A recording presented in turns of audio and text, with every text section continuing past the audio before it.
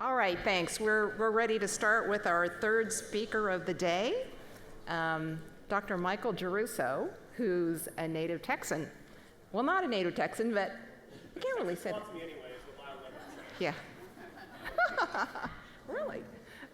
Okay. So Dr. Geruso is at our largest UT campus, and we were talking, just this morning. So I'm very envious of their economics department. It has 3 outstanding health economists who are publishing in the very best journals, the very top tier, and doing some terrific work. And as you'll see, Mike is one of them. And really, that group cannot be matched. We were trying to say, we said, okay, in terms of economics departments with that many great health economists, there's Harvard and MIT, and we can't really think of another one in an economics department that is that good. And also that good just because of our next speaker. So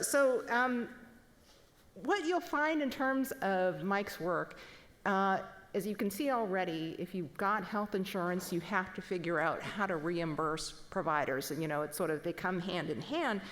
And what Mike has found so far in his research is that providers game the system by upcoding the types of things that they're doing in order to turn higher reimbursement.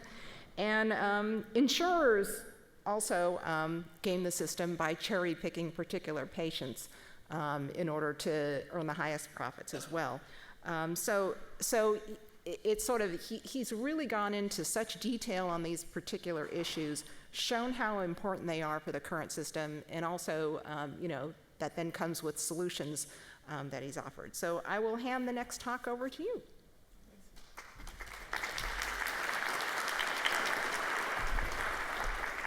Thank you, Vivian. Thanks for having me here. So I'm actually going to cover some of the same topic areas as John Kolstad covered this morning in the first talk, but whereas he was talking about keeping things very high level and not drilling down, we are going to drill straight down. We're going to hit that sweet West Texas crude that is my paper, Are All Managed Care Plans Created Equal? So that's the goal of the talk here. We're going to be down in the weeds, and to strain the metaphor, I will, although this is a detailed technical paper, I will try to steer us away from the explosive gas pockets and tar balls that are getting lost in those weeds. This is joint with Tim Layton and Jacob Wallace.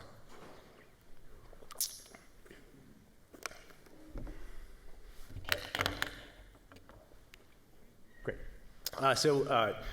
Boilerplate disclaimer, we're going to be using data from the state of New York, from their Medicaid program, and the views and opinions and analysis expressed in this work are ours and not necessarily theirs. So we're interested in this venue, the idea of constraining costs. And what we're going to talk about in this paper, in this project, is using mechanisms other than consumer-facing prices to constrain costs. So other than deductibles, other than co-pays, other than co-insurance. And we've known for a long time, as practitioners, we know as health economists, that the challenge for health insurance is how to constrain healthcare spending without exposing consumers to financial risk. And those things are somewhat in tension. How do you protect consumers from financial risk? You don't expose them to prices in healthcare, but the moment you don't expose consumers to prices in healthcare, we worry that they may overconsume. That's a sort of classic tension in health insurance. And there's been a large literature, maybe not large, but there's been a very strong literature that's thought about partial cost sharing as the sort of second best solution. And so John referenced one of these papers. It's his paper with Brott Goldberg and other co-authors, where they look at what happens when you switch consumers to a high deductible health plan. We have some evidence about, some good evidence, including from the RAND Health Insurance Experiment, about how healthcare spending is affected by exposing consumers to prices, to different co-insurance rates, to higher or lower deductible plans. At the same time, we have intuitions that a health insurance plan is a lot more than a series of co-insurance rates and deductibles. There's many things that a managed care organization does, prioritization, gatekeeping, setting up networks, and that's a case where that's those tools are something that we have much less robust and clear evidence about what those tools do. And that's where this paper is going. We're trying to understand what are the non-price ways, meaning non-copay, non-coinsurance, non-deductible ways that we can constrain healthcare spending. And just to highlight one of the reasons we don't have the answer to that question already in hand is that it's very difficult when comparing what happens across plans, even plans operating in the same market. It's very difficult to know whether the differences you observe across plans are differences because of something the plan is doing in terms of providing care, or if it's something the plan is doing in terms of attracting different patient populations. Right? And so it'd be very easy to ascribe plan actions or ascribe some cost savings to plan actions when it's really just about different patient populations that are sort of impossible to control for based on observable characteristics. We're going to examine this question in the context of Medicaid managed care. So we'll look at this, these we'll call supply side tools, using a natural experiment in Medicaid. The setting here is going to be New York. We're going to use data from the state. We're going to focus on New York City, which has 2/3 of the state Medicaid population. And here's the key to the study. It's all going to be very transparent to understand differences across plans, because in this context, people are randomly assigned across plans. Right? So it's a mandatory managed care environment. Some people don't make an active choice, and so they're randomly assigned to a plan. That's going to let us trace out plan effects in a way that's pretty transparent. Another important feature of this setting is that plans, remember this is Medicaid, so plans have identical and basically zero cost sharing. Consumers are not exposed to prices, or recipients are not exposed to prices in Medicaid, and so we're going to be able to really isolate the impact of these supply side tools and not get those confounded with prices that consumers are facing in terms of deductibles or copays. So here's what we're going to ask. How much do plans in this environment differ in their spending on identical enrollees? And then what accounts for those differences? Is it about differences in negotiated prices with the providers? Is it about differences in the formation of provider networks? Is it denials? We know denials are a big deal in Medicaid. Are they differentially denying claims? Is it broad-based reductions of the kind that John was talking about earlier, or is it sort of narrowly focused on reducing inpatient admissions? And just to give a sense of where this is heading, plans differ a lot in spending in the same market with the same set of enrollees. There's a range of about 25 to 30% between the highest and lowest spending plans. Very consistent with what some of the results that John presented this morning in a completely different environment. There's broad-based reductions across services is what we see, not narrowly targeted, and we'll get into that in a lot of detail. So, and then for the last few minutes, I'll talk about the consumer reactions to being automatically enrolled in these different plans. I'll save that discussion for then. Okay, maybe the only thing that I really want to say here is we're tying in to several important literatures, and one big component of this project is understanding how to ration healthcare. Maybe that's a dirty word, but how to allocate healthcare in the absence of prices, how to have an efficient allocation of healthcare services in the absence of consumer-facing prices, and also to move beyond fee-for-service versus managed care. So there's been good work in the past that looks at Medicaid MCOs versus Medicaid fee-for-service, and you might think there are similar issues in Medicare. But at this point, basically, all Medicaid, the vast majority of Medicaid is MCOs, not fee-for-service. So the real question is how to do Medicaid MCOs, not fee-for-service versus MCOs. Okay, so let me just start with a bit of background for those of you who aren't deep in the Medicaid world. Sort of in line with my last point, Medicaid has shifted from fee-for-service to managed care provision dramatically over the last 15 years. Exactly what these numbers look like depends on exactly what you count as managed care, but in this graph, I'm counting anyone in a comprehensive benefits managed care organization in Medicaid, including dual eligibles, to this count. And by today, something on the order of 60 million Americans each year are enrolled in a Medicaid managed care organization. Again, it depends on what you count as an MCO, but that is maybe something like 70% of all Medicaid lives that are covered. Also, I didn't realize this until we started this project, but and it's sort of against my intuitions, but more MCO lives are covered in Medicaid, and more dollars via MCOs are spent in Medicaid than in Medicare MCOs, meaning Medicare Advantage. And I say all of that just to say, our goal in this project is to understand something hopefully broader than just New York City Medicaid. Trying to understand something about MCOs more generally across payer domains, but cost control in Medicaid is a sort of important goal in itself and a non-trivial fraction of U.S. healthcare. Okay, so let me say a few words about our setting. So we're looking at New York City, which is 2/3 of the state Medicaid population. Most of the Medicaid population lives in New York City because a lot of the state's population lives in New York City. There's mandatory managed care enrollment throughout our period. And the way that I'll talk more about this, but the way that we're going to make use of that to learn something here is that if you're required to enroll in a managed care plan and you don't enroll in a managed care plan, the state needs to do something with you. And so they place you in a managed care plan. How do they place you? Well, it turns out that they place you randomly into one of the 10 plans that are competing. Okay? So we'll make use of that. There's wide variation in plan type in this setting. So we've got the big national for-profit carriers that you all know about. We have local nonprofits, integrated plans that are sponsored, or one plan that's sponsored by the local safety net hospital system. So we have a lot of variation in the plans. And we're looking just at the 5 boroughs of New York, so these plans all have the opportunity to contract with the same set of providers. You'll see that they didn't all do that, but they'll have partially overlapping networks, and they all had the opportunity to contract with the same set of providers. So we're holding a lot fixed in this setting, which is good for our goals. So I should say that New York is typical. New York Medicaid is typical in some ways. It's atypical in others. How is it typical? About 80% of New York Medicaid recipients are in a private MCO in New York. That's pretty typical across the country. Plan payments are set administratively at the region level and risk adjusted. That's pretty typical. And as a couple of people have said, risk adjustment is something that a lot of my other work is focused on. So during the Q&A, I'm not going to say anything more about risk adjustment in this talk, but if you want to talk about risk adjustment, I'm always happy to do so. Prescription drugs and some behavioral health is carved out. So these carve-outs are pretty typical across place. So here are the ways in which the New York system is not necessarily typical.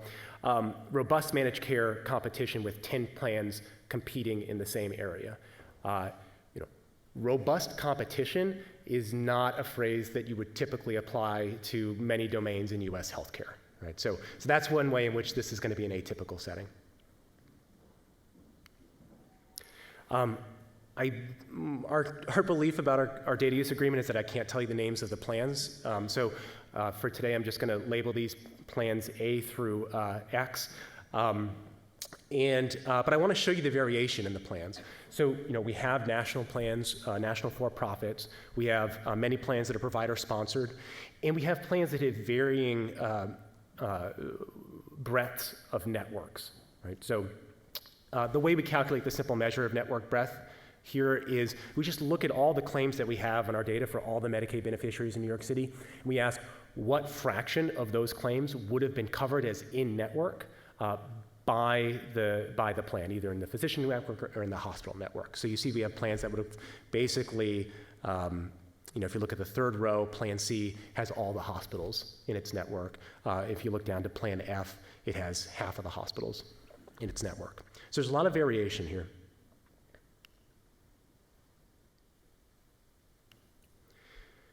Okay. So I alluded to this. The way that we're going to make traction on identifying how plans differ is we're going to use this fact that there's mandatory enrollment, and if beneficiaries don't make an active choice, they're randomly assigned to one of 10 plans. It turns out they're randomly assigned to one of these plans with equal probability. Different states do this different ways. Some states sort of compensate the plans that don't have a lot of enrollees by giving them enrollees. You might think that's a bad thing to do for a lot of reasons. Send the people to the plan that no one wants. But here in this setting, we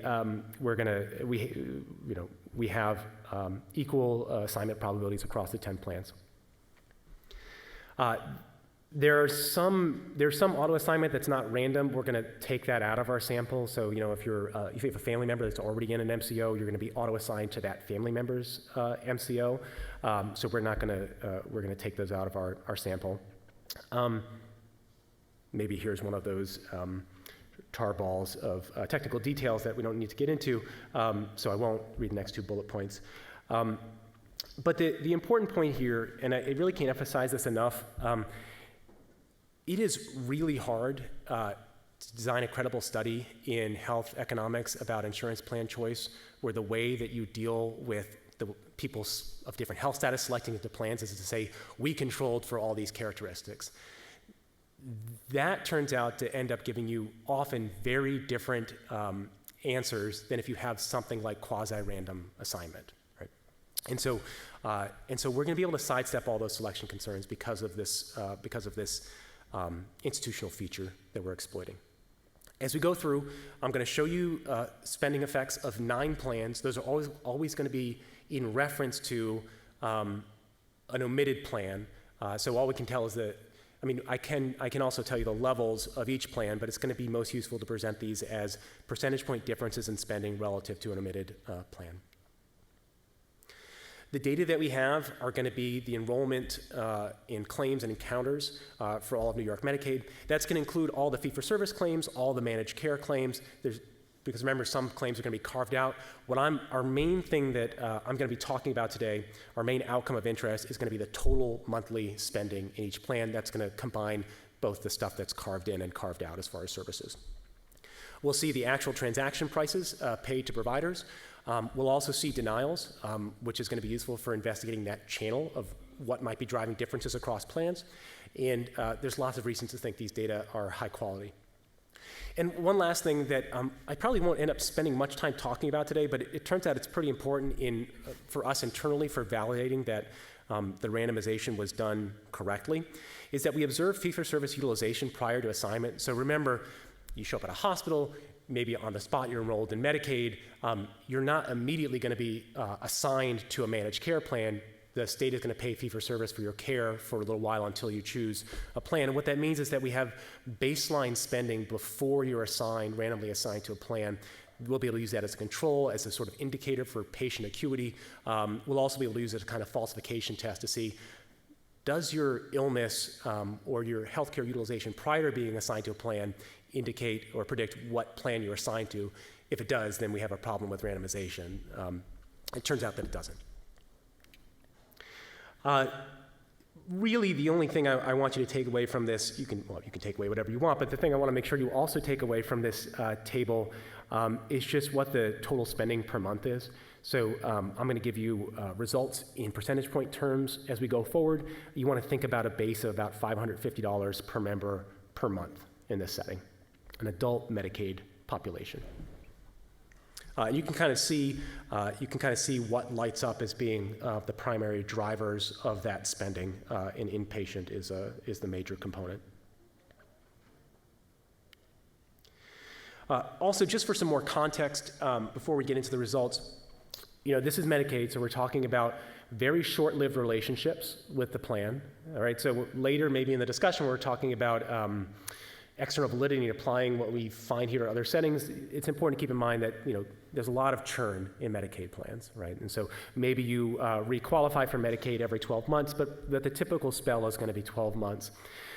And by the time you're actually auto-assigned to a plan, if you've sort of failed over and over again to make an active choice, the modal time that you're going to be continue to be enrolled in Medicaid is 6 months. So here the spike is at 5 because we've counted month 0 as a month. So we're going to be looking at the 6 months of spending prior to random assignment to one of 10 plans. So here's the kind of first step in the analysis, to just see how powerful an instrument is the plan to which you are randomly assigned in terms of predicting the plan that we actually observe you in. So what the height of these bars is for each of the plans, each of the 10 plans, what fraction of the months, in months 1 through 6, post-assignment, do we see you enrolled in that plan? Because there is a sort of release valve. If you don't like the plan you're assigned to, you can opt out of it. You can go to a different plan. There's rules in the Medicaid administration that allow for that. But what we see is that the plan that you're assigned to is a very strong predictor of where we actually observe you utilizing care. Sort of irrespective of which plan you're assigned to, it's in excess of 90%. So we have a very strong predictor for what plan you're using care in. We'll skip this.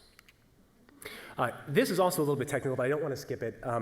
We won't go totally into depth on this. But in a study like this, you really want to validate that because of human error or human sympathy, you don't end up in a situation where people really are not actually randomly assigned to plans.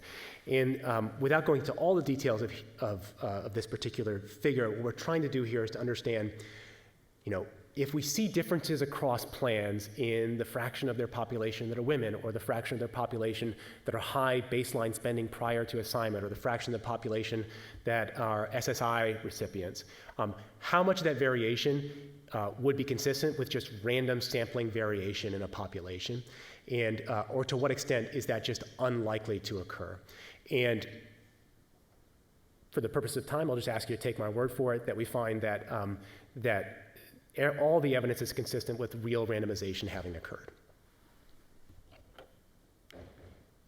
Okay, so now we're going to start the oil coming up. You've waited with me through the setup. Let me tell you what the effects on planned spending are. So 10 plans. The coefficients here are relative to the omitted plan, Plan X. And the way to interpret these, I'm gonna graph them for you in a moment, but I at least wanted to show you this. The way to interpret these is if you look at the first cell in the upper left-hand column, a coefficient here, a number of 0.103, negative 0.103, implies that Plan A, for an identical recipient in the same market, spends 10.3% less per member per month than the omitted plan, the reference plan, Plan X. Okay, so that's the way to interpret all of these. I'm going to plot them for you in a minute. Maybe the only other thing to say here is, again, as a sort of validity check, it doesn't really matter what you control for once you have randomization, and the sort of the data bear that out. Different sets of controls don't change our answers. Okay, so here's maybe the best way to visualize the main result. So we've just ordered the plans now from the highest spending plan all the way on the left to the lowest spending plan on the right. The overall spread here, so if you look at the highest spending plan, the dot is our point estimate, our best guess, our best econometric estimate of its spending relative to the omitted plan, which is the dot in the middle, Plan X with no error bars. That plan spends on average 10% more than the omitted plan. All the way to the right, Plan I spends about 20% less than the omitted plan for identical beneficiaries in the same market. Right. So that spread is 25 to 30%, and to give a sense, relative to that baseline, there's $140 per month in cost. We can do this in different ways. We get similar results. One thing to keep in mind as we go through all of this is that all the plans have exactly the same zero cost sharing. So these differences in planned spending are not driven by exposing consumers to financial risk. No one is exposed to financial risk here. Okay, so guesses for which are the national for-profits? Okay, I saw one gentleman point over to the right. He's correct. If you were my undergraduates and you failed to give a guess, I would have called you all cowards. So all the way to the right, the three lowest spending plans are the national for-profits. That's right. The safety net hospital system, as you might guess, is over to the left. It is, I believe it's Plan F. This is the same graph. We'll do another guessing game, and we'll see who has courage. So these are the same plan effects I just showed you. I'm just spreading them out a little bit more because I'm going to plot some different points in a moment. This is total spending. This morning, I didn't know John was going to present this, but what John showed was that there are big differences in spending, or there's some differences in spending across his plans and his setting. But he said it wasn't due to prices. He ruled prices out as a major contributor to that. So I have another vertical axis here, which is the probability of any utilization of healthcare services in that month by that enrollee. What do you think the pattern there is? Given that John showed, at least in his setting, that it's not prices that are driving things. I'll just stew on that for a second. Well, spending is price times quantity. And so if it's not prices, it has to be quantity. And I haven't showed you yet that it's not prices here, but I'll tell you that it is. It's not prices here. And I'll show that in a lot of detail in a minute. So it's quantity. And so if you look just at the probability of any utilization in a month, these plan effects on the probability of using care directly line up with the spending effects per plan, right? And so we're going to dig into that in a bit. But first, I just want to say a few words about, let's put into some context how big is this spread in utilization differences, spending differences across plans. So again, John's paper that he referenced with the high deductible health plan, that's the Brott-Goldberg et al. Study, the effect of moving consumers from basically free care at the margin, zero copay, zero coinsurance, zero deductible, to a high deductible plan has a 14% reduction, yields a 14% reduction in spending, right? So we can benchmark the 25% spread against that. We can also benchmark it relative to the Rand Health Insurance Experiment, which was an experiment that differed in exposing consumers to financial out-of-pocket risk. And there, a 30% difference was the difference between sort of similarly going from 95% coinsurance, meaning you pay basically everything at the margin, to free care. And then there are some other studies that we can benchmark against as well, like the spending differences in fee-for-service relative to Medicare Advantage in Medicare. So what I hope you take from this is that those effects are big. For time, let me not say much about this, although, maybe post-discussion we should keep in mind that we're zooming in here on people who didn't make an active choice in New York City's Medicaid program. And so at some point we'll want to ask to what extent these things generalize. But I think, what I'm becoming increasingly convinced of is that these patterns are very similar to patterns that John has found in his work, patterns that Vilsa Cordo and co-authors have found in their work in Medicare. So there do seem to be some similarities across context, but we can talk about that. Okay, now straining the metaphor for drilling, which John inspired this morning. We've sucked out all of that sweet West Texas crude out of the main result of our study. Now let's come up to a different strata.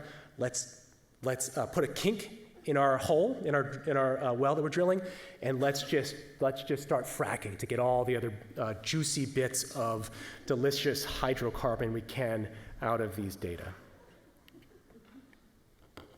Okay, so now here we want to talk about what drives the utilization differences. So here are the usual suspects from the literature. Is it about inpatient reductions, or is it about broad-based reductions? So is it targeted, or is it sort of a sort of crude instrument? Is it about differences in negotiated prices? I've already hinted that that's not true, but I'm gonna try to show that very conclusively. Is it about denials? Is it about restricted networks? Let me just handle that one right now. It's not about differences in networks. One of the highest spending plans is the narrowest network plan, for example. It's the plan with the social, that sends its patients to the social safety net hospital.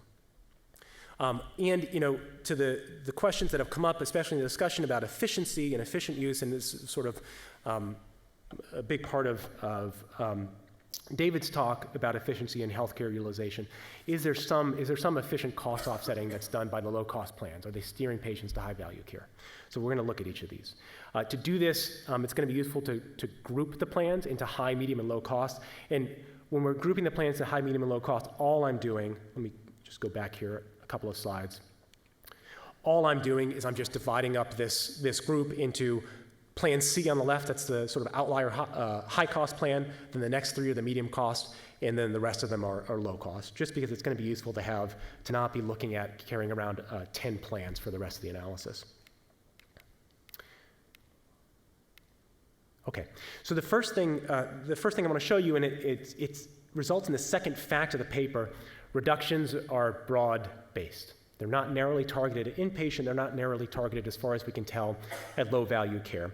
So the horizontal red bars on the right is just a histogram of where the spending is coming from, right? So you see that inpatient Non-del is non-labor and delivery. That's the biggest single component of spending. And then along in the panel on the left, those effects on log spending, or you can think percentage point effects on spending. By category, that's telling us, on average, how much do the low-cost plans spend in these categories relative to the medium-cost plans. And what you see is that really with very few exceptions, the effects are either zero or negative for the whole gamut of service categories. So ED use is down among the low-cost plans. That's great. Office visits to your PCP are down among the low-cost plans. Maybe not so great, right? Inpatient visits are down, maybe good. Specialist and clinic visits are also down. So a pattern very consistent with some other things that we've seen today is that at least in this context, the reductions seem to be fairly broad-based, and it's kind of a crude instrument non-targeted instrument for reducing healthcare utilization. We do the same thing, that's on effects on spending. Unsurprisingly, when instead we look at the effects on the probability that you have any spending in that category, we get the same or very similar patterns of results. And as a research economist, we're always looking for opportunities to let the data falsify our beliefs about what the study is telling us or the validity of the research design.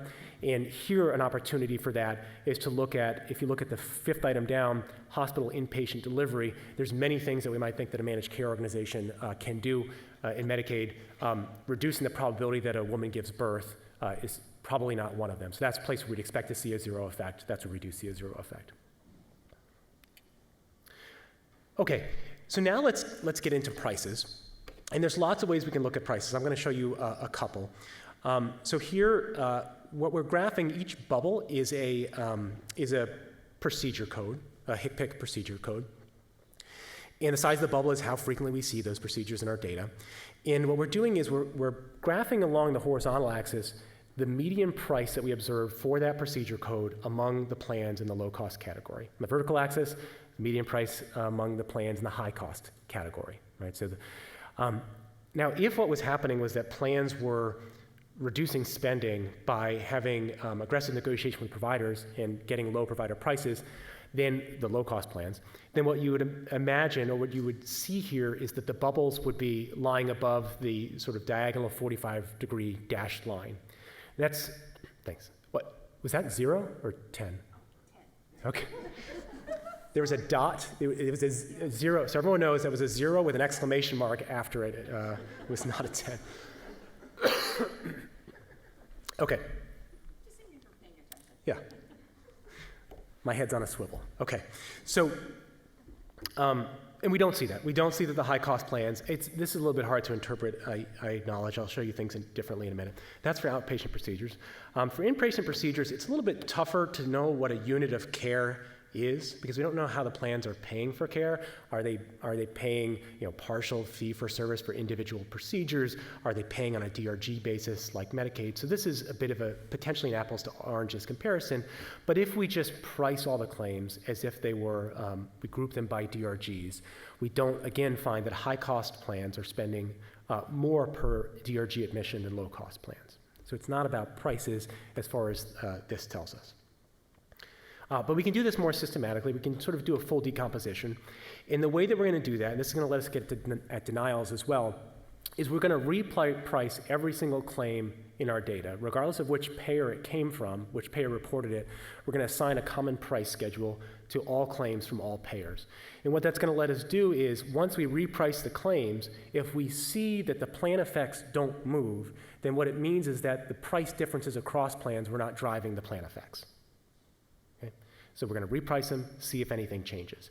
And importantly, we're also going to reprice the denials. So denials have a price of 0 attached to them. And so if plans were saving money by constantly denying claims to providers, from providers, then we should see things shift around once we reprice the claims from 0 to a common reference price. So here's our base results. Now let's, excuse me, let's add in pricing the denied claims.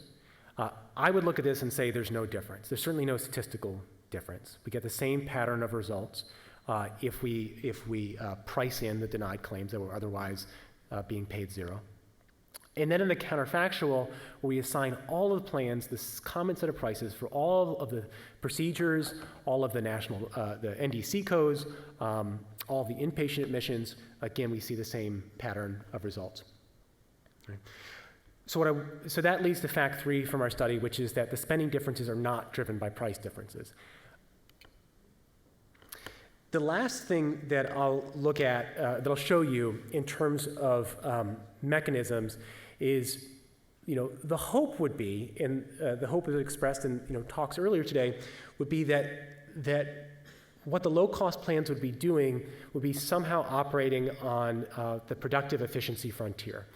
And how would they be doing that?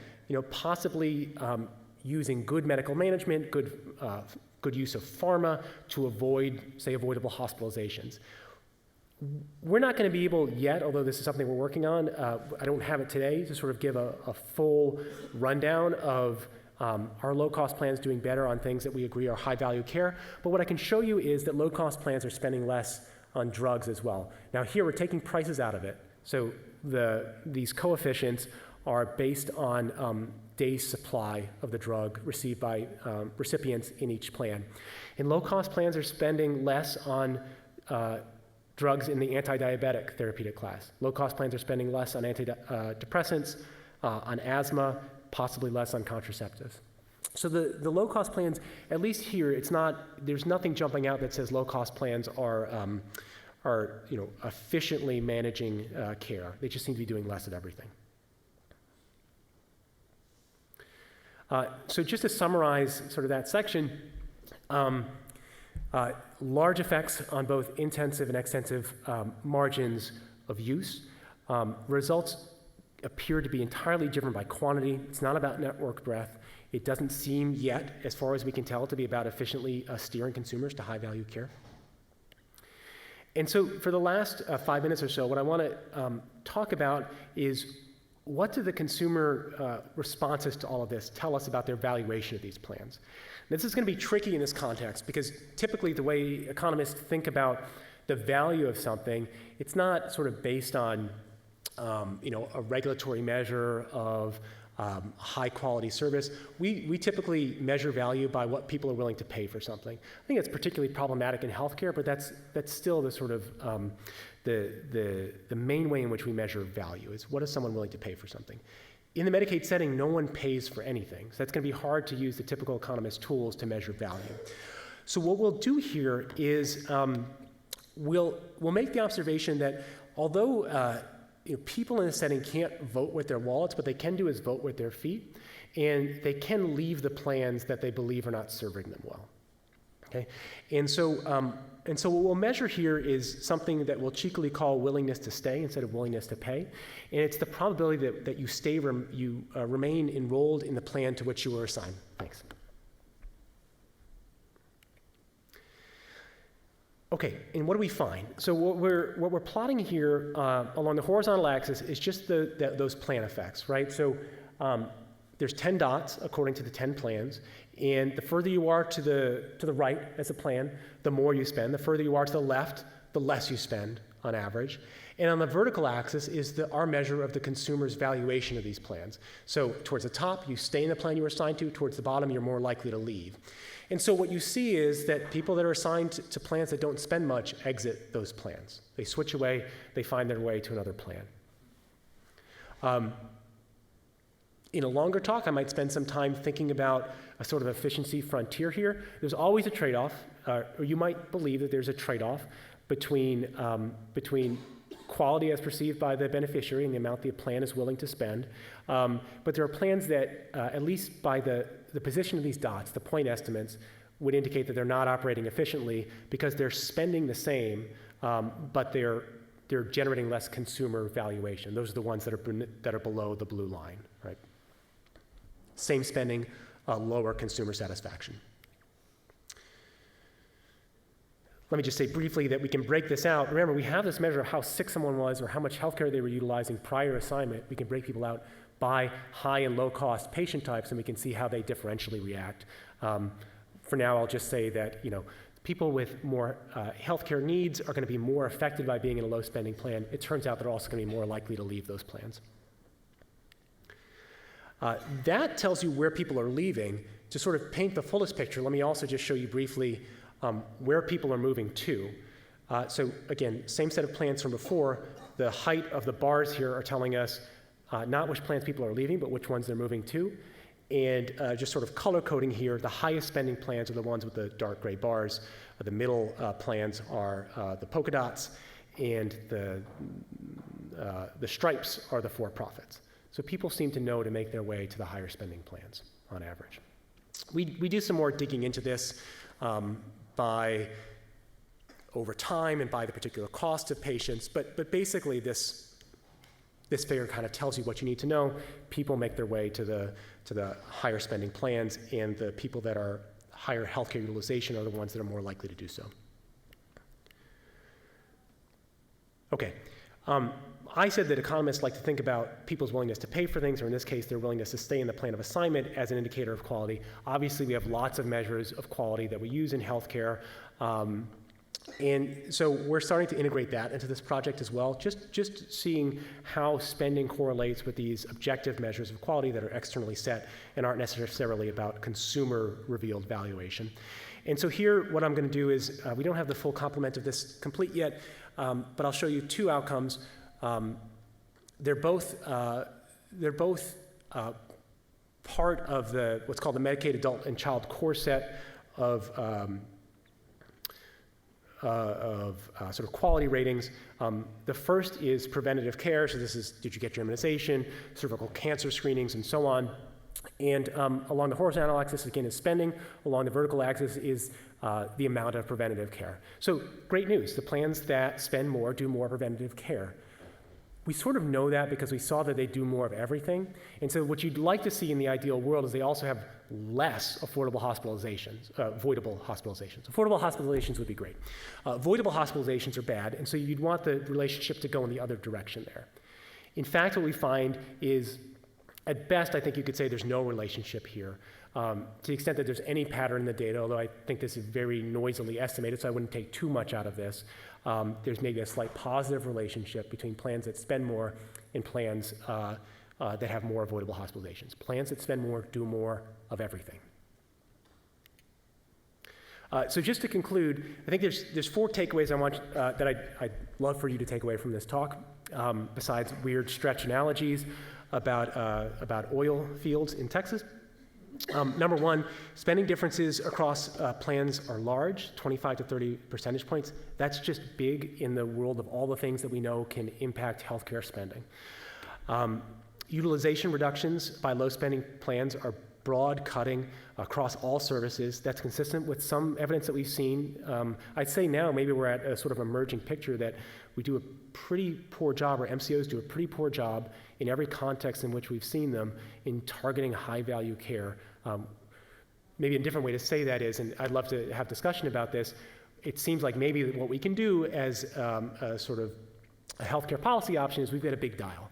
And we can turn that dial and we can make healthcare more or less generous, more or less affordable. What we can't do is have 25 different dials that turn up and down high value versus low value care. I understand that that's the goal. I understand that we have a lot of intuition that we should be able to do that. I understand that there's a lot of claims that we do that. But to the extent that I've seen results that I find credible, it seems like what we have is one big dial. We can turn things up or down, and we turn it up and down. We turn everything up and down. It's a little bit grim, but that's my emerging belief about this. It's not about prices. And of course, satisfaction is clearly, given what I've showed you, it's clearly correlated with planned spending. There's a big trade-off here, and that's also going to figure into how much you want to turn that dial. So with that, I'll end and we can do some questions.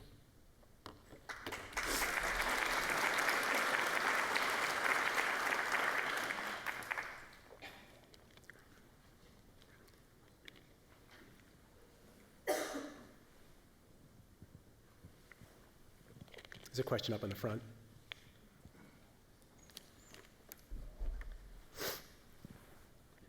There's a question up in the front if you're...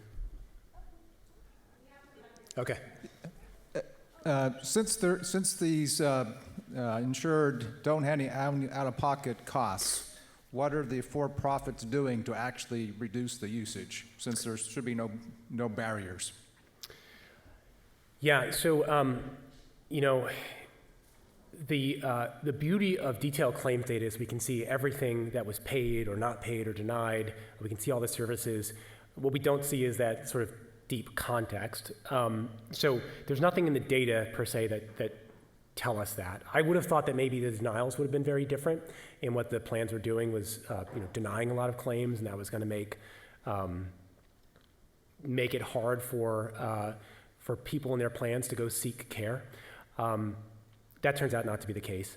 I will tell you that, not from this project, but from other projects, plans have a lot of tools at their disposal beyond prices and beyond things that we can see in claims data to discourage people from using care. So I have a paper that looks at the design of prescription drug formularies in a different context in the ACA markets.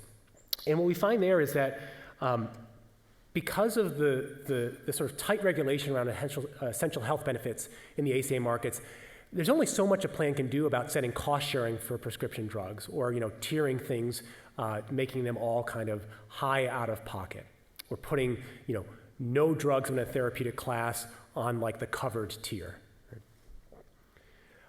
What plans do in that case is they set up other barriers. They set up prior authorization rules. They set up step therapy rules. And so I can't speak to what's actually happening here, but in other settings, we see that plans do have tools available to them to set up hurdles to accessing care that have nothing to do with exposing consumers to prices. I mean, I think that's probably a little bit unsatisfying, but we just can't see that in these data. The follow-up would be then is what policy can remove unnecessary hurdles? Yeah. I would be happy to have someone else have a more optimistic view of this. My view of this is that, like in many aspects of regulation, the policymakers will always be, at best, chasing the sort of avoidance activity.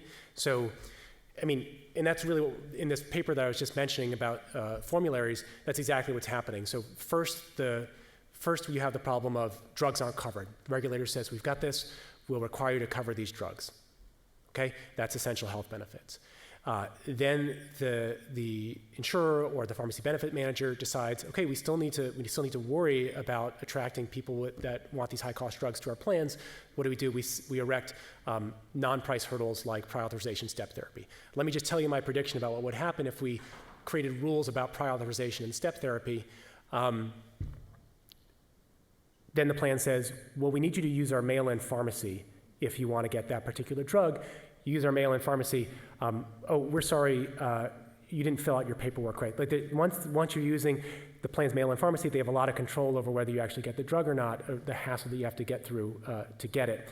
And so my point is, I guess that plans are always going to find ways around that regulation, which is not to say we shouldn't have it. I do a lot of work on risk adjustment and sort of pointing out the flaws in risk adjustment so we can keep trying to catch up with the way that plans are kind of exploiting the system, upcoding, for example. I still think we should have risk adjustment as long as we're going to have private MCOs operating in, say, Medicare Advantage.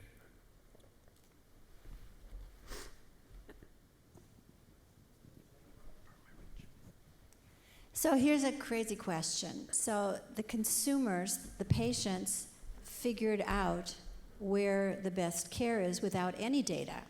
How did that happen? Yeah, that's a great question. So, I mean, just to be clear, what we're talking about here is something like this graph. We're talking about the consumers who switched, figured out where to switch to, and I don't know. Again, the value that I think that I bring to these sorts of questions is showing data like this. I don't have the deep context. I'm not on the ground with the Medicaid beneficiaries in New York City. Some possibilities, which I'm not claiming that I know for sure, are, talking to friends, talking to your social networks, possibly also being referred, by your social worker, by the person who's helping you switch plans. So you're sitting down in the office, you're switching plans. You're telling your story about how you have all these healthcare needs. Maybe the person who's helping you switch within the state administration is telling you which to switch to. I don't know.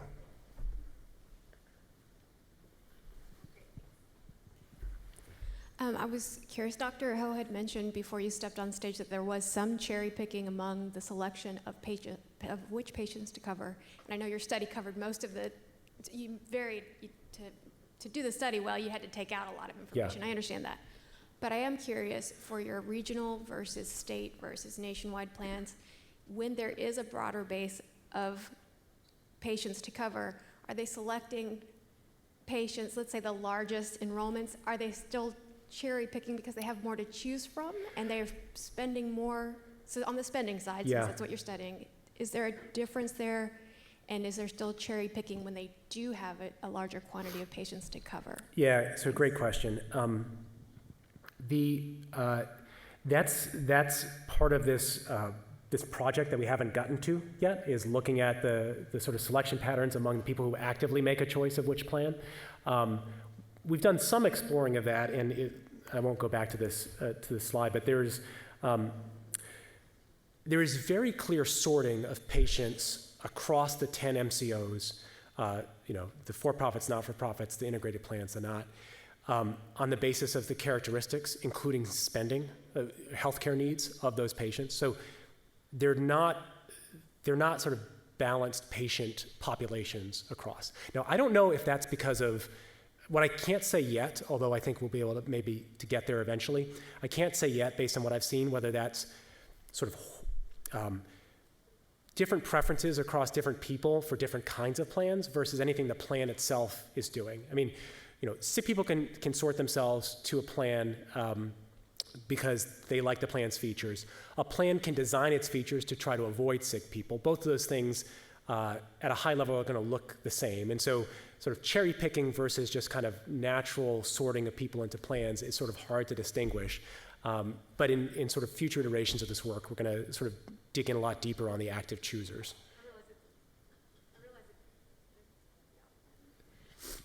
Hello? Sorry. I realize that it becomes complicated on that end of Yeah. it, especially when you dive down deep. So then the other question would just be, how much percentage was for the overall picture of this study, the part that you studied, Yeah. the randomly assigned, what percentage of that versus the pro-choice of the whole picture is it? Yeah. So I completely didn't mention that.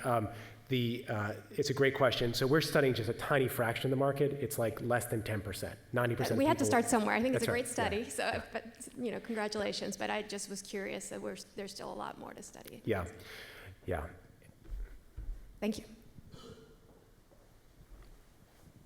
Was there any attempt to study the long-term sustainability of the plans, of the different ones that you presented?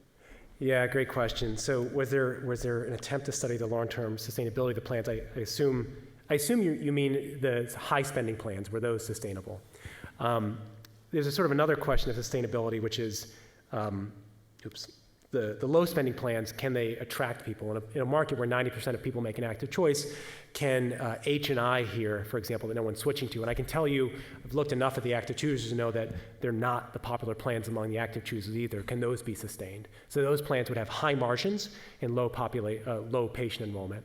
But then you have plans like C, D, F, and X that are spending a lot, getting a lot of patients. I can tell you that their medical loss ratio reports are much, much higher medical loss ratios, but also some of these plans, have been in the news for being in financial trouble, right? So there is a question about sustainability here. It's not the focus of this paper, but it's absolutely correct that there's sort of two sustainability issues. One is, are these plans just hemorrhaging money and being subsidized by the state or by the county in various ways that are sort of hard to sort of tally up? And the other question is, can the for-profits that are offering basically stingy coverage, can they attract any patients that are actively choosing?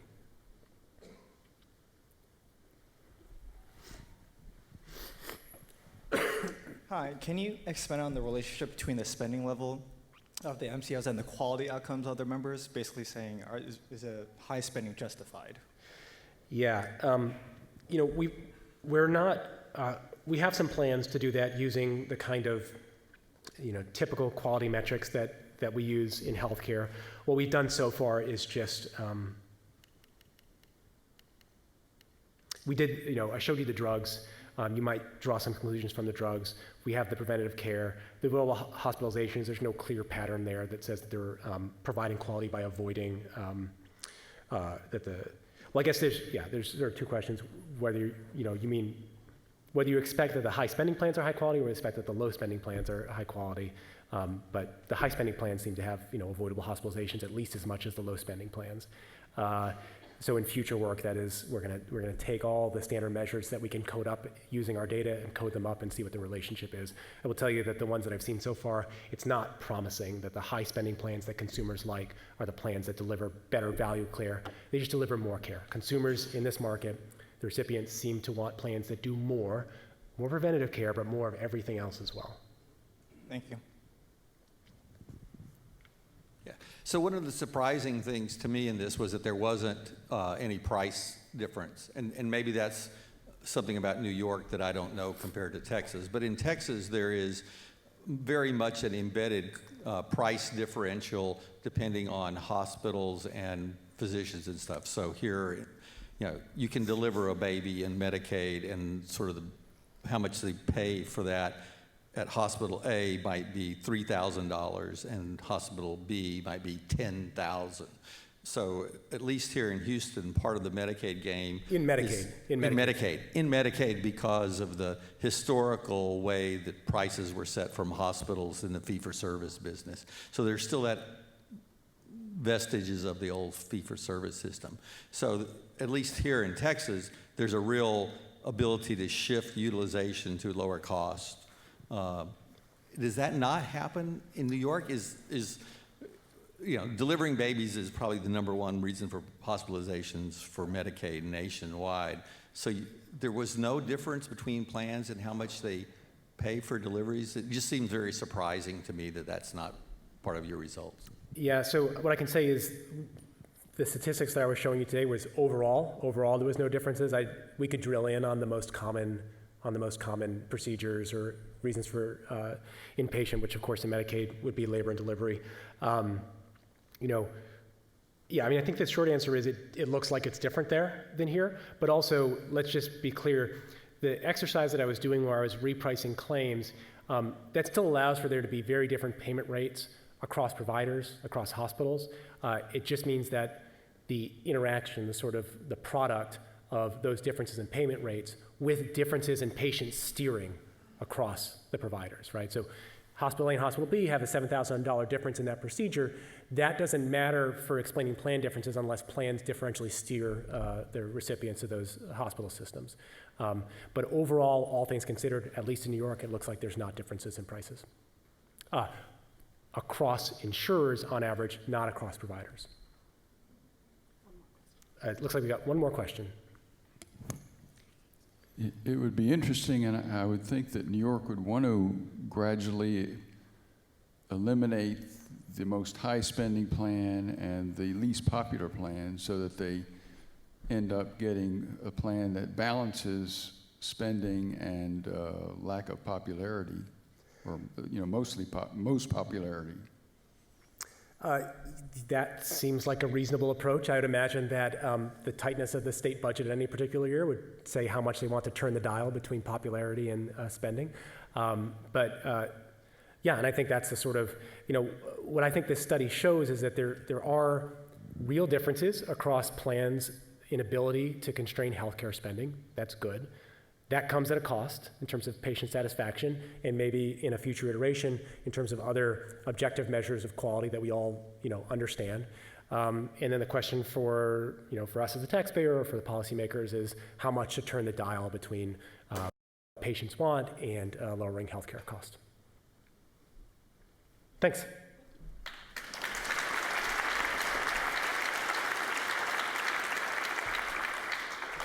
Thanks very much, Mike. Great to see you do the analysis for New York, and we hope you do it for Texas after. So now what our final speaker is going to be a lunch speaker. So we're breaking now to give you time to get lunches. There are box lunches in the back, so please go help yourself and grab a drink and make your way back, and we'll have Dr. Scott Morton talking at 12:20.